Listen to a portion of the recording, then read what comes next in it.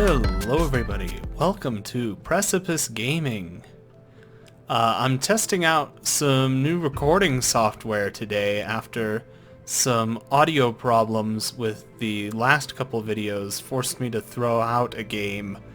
Some of the audio started clipping in some really weird ways, so I have been going through a couple different pieces of software to try to identify something that will work a little bit better. So yeah, tonight I am here to play a solo match for the very first time, I believe, with you, right here with you guys, so that I can test out this software and make sure that this recording solution is going to work better. Yeah, it looks like the match is loading in here. This should give me a little bit of a better opportunity to talk about some of the mechanics and strategies that that myself and the people who I play with employ here on Realm Royale. It's not an incredibly popular game, and we definitely understand that, but it is fun for us to play, I guess. Kind of simple in nature, not like a more complicated game like Apex Legends or PUBG, where really knowing the mechanics of the game gives you quite a bit of an edge. Here, that is less so the case, I guess. So when playing, there's a countdown timer that randomly will skip down depending on how many people have loaded in. If you open up the map, you can see different places. You can click around to set markers, very similar to a lot of other Battle Royale type games. And once the countdown timer runs out, then you jump off the ship to where you want to land, and then from there you start looting. So here you can see that the marker that I have is placed off over on the right hand side of the ship here, and I'm just going to go ahead and jump right away, I think, and hopefully I'll be able to make it. Obviously the direction that you look left to right is in accordance with the direction that you travel, but there is a way to look around too, as with many of these games, where it doesn't affect the direction that you're facing. So that's handy usually. I'm landing in a spot where we tend to like to land every now and then, just as a kind of strategy. We go from here usually up to the Jaguar Claws area, and then to the outpost, I believe it's called. Yeah. So there's a fair few different weapons, I guess, in this game, as with most of these Battle Royale type games. Like I said, I've never played solo before, so this is a kind of different experience for me, I guess.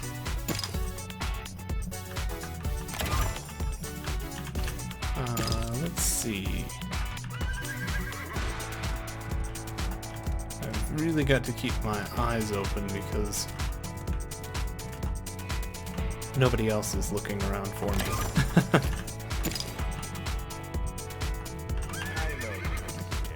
Okay, time to head up to the Jaguar Claws, I guess. There's a pretty decent chance that someone will be up there. That is a lot more populated area than this just little group of houses out here that I tend to go to start with. So this is the first few buildings that are a part of the Jaguar Claws area here. There's a pretty good chance that we will... Someone's near me.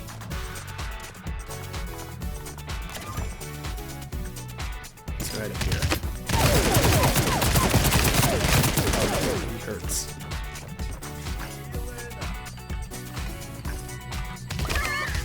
Got him.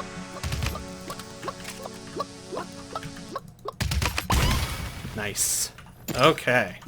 Cool. First one under the belt. That SMG will make a bit nicer weapon for me. I have forgotten what I was saying before. unfortunately. I think it might have been something to do with the idea that the forge was going to be a lot more populated area. On the map you can see these forges are these. You can craft different items at each of those forges, and those often give you a very strategic advantage in the game. Another mechanic that you'll find in Realm Royale that actually came in Realm Royale before Apex Legends was the idea that you could resurrect your teammates. So, obviously I am playing solos right now, which means that I have no teammates, but I'm very surprised to find no one's here. But, yeah, I won't be rezzing anybody today. If you hear me say res, short for resurrection, or resurrect, and yeah, basically just reviving your teammates. But from here I can craft a number of different things like a weapon. Runes are things you pick up that give you different stat bonuses. Armor potions give you a little bit of extra buffed HP, but that deteriorates quite a bit faster than the health points do, so those are nice. There is one rune that gives you a passive incrementation to those points, which is pretty great. There is a stat bonus on all characters that you can get that will give you passive health regeneration too, which is useful definitely too, and is usually what I have that particular stat bonus set to. Since I'm done in this area, I think I'm going to go ahead and go over to the outpost. There's a decent chance that I will die at the outpost forge, as that seems to be the case with how these runs go. There's a very good chance that we die there every time that we go there, it seems. So I'm gonna slowly work my way over there. This heirloom rifle that I picked up at the forge as a part of my crafting stuff is a fairly nice weapon. Someone's definitely been here because they're leaving loot around, and once you've gotten 200 shards, the shards you can see in the lower left there with the kind of yellow colored diamond shape, once you have 200 of those, you cannot get any more, and you have to go to a forge to get fewer of them, spend them in other words. I think I see someone over there. I might be crazy. I might have been seeing chests through walls too somehow, which would be crazy, but I can't tell. Anyway, if I get up to the top of this tower, hopefully there's more than one chest here. There is. Nice. It's just health potions, though. Health potions, while useful in this game, are not nearly as valuable as what the armor potions can be for you. And there are a lot more health potions, it seems, than there are armor potions, too. Like a very disproportionate amount. So having armor potions readied up and good to go is a great benefit compared to having lots of health potions.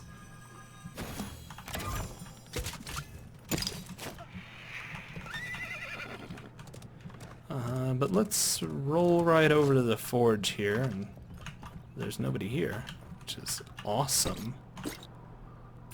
I'm actually very surprised by that.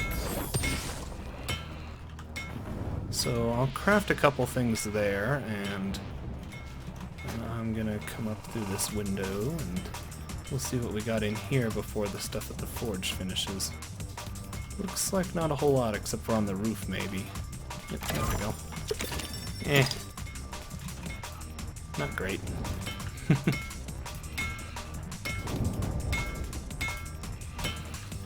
Okay, 30% life steal, that's okay. And from there, I'm actually not sure what to do now.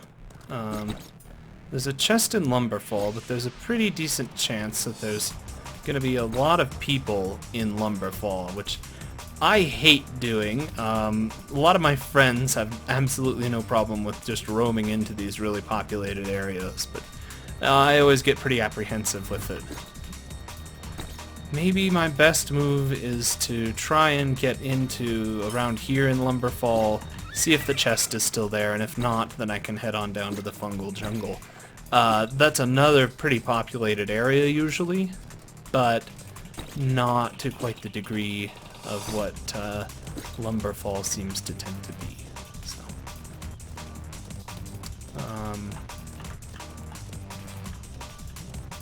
a good thing to do in this game is be always looking around a lot, and that's especially important when you're playing solo.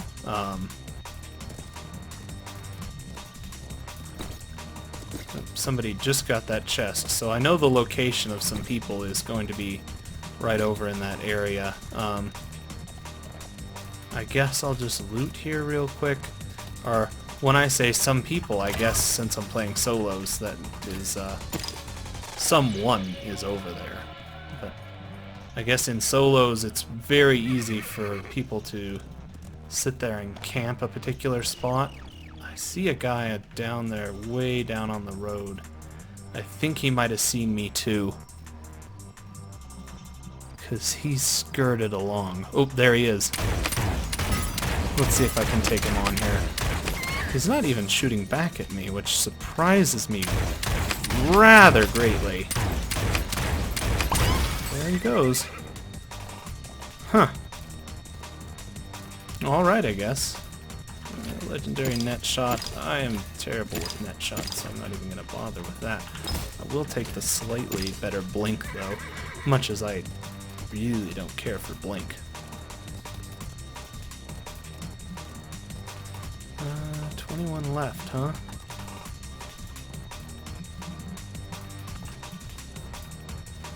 Somebody else is near me here now, too. I think he was over this way. Yep, I just heard him mount up over there.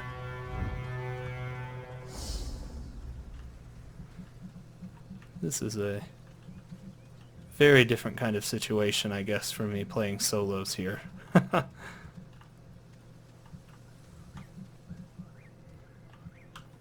Well, aha. There you are.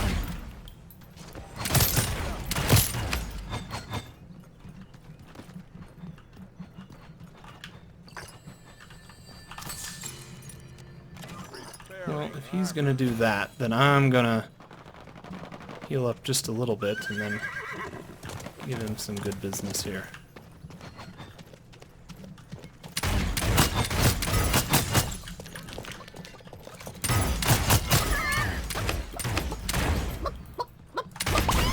Nice, got him.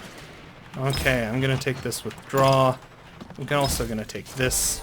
Someone else is very near me here. There he is. He went into this forge here, so I'm gonna try and get him on the stairs here.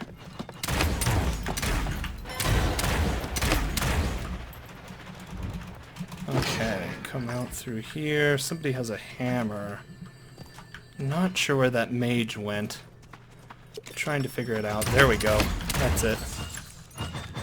Let me stay out of sight of whoever that guy is with the axes.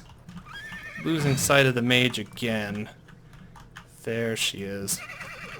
I really don't want to have that guy with the axes or the hammer see me, because those heavy hammers hurt if someone gets you in their sights with them. And I should be watching behind me too, because yep, just like that, somebody can come up on you at any time.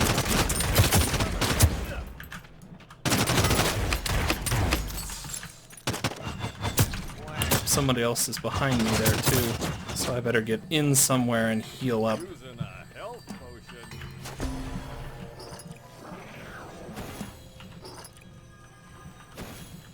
Alright, now that I have that, I'm going to try and see if I can see anybody again. There we go. Somebody else is shooting again from behind me, so I'm going to get in here and try and build up some of my armor. And that should be good, and you can already see how quickly my armor has deteriorated. That is exactly the reason why armor potions are just so valuable. And there we go, I just chickened this guy, so I can take him out, hopefully, here. And, yeah, when you're killing somebody, they get to this final state called a chicken, and you literally become a chicken, I guess, but the whole idea is that it's a final state that you're in that you can recover from over time and come back and continue fighting, but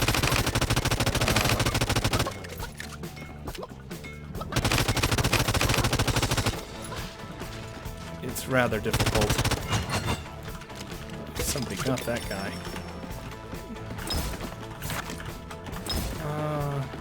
Ooh, legendary soar, I'll take that. Yes, please. Oof, that hurts. That's a shredder, if I'm not mistaken, the way that it had that bullet lag. Those things are killer.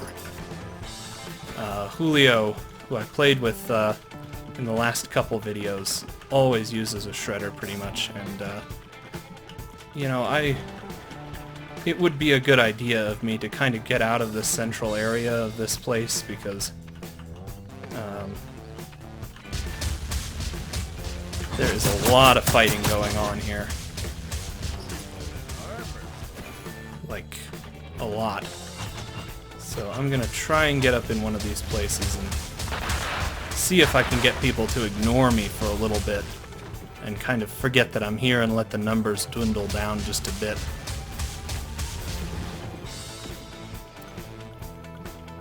That should hopefully help me just a little bit. I can hear somebody soaring out there. I can hear somebody using the staff too. Somebody's gonna come up here too. They're in this building. So why don't I just give them the guns.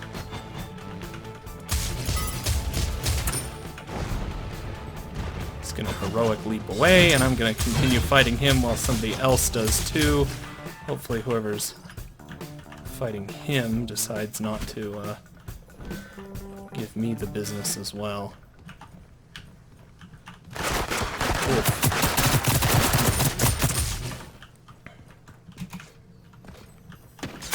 Oof.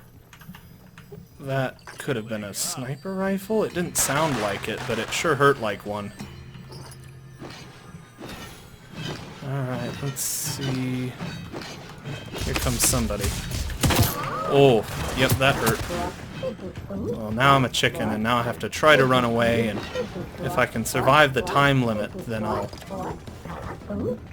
manage to come back. But there's a pretty decent chance that, yep, he's gonna find me before I do. Oh man. Yep, alright, there it is. Got some good gear, but didn't quite make it in the long run. I don't think 6th place is probably necessarily bad for the very first solo Smash that I've done, though, so.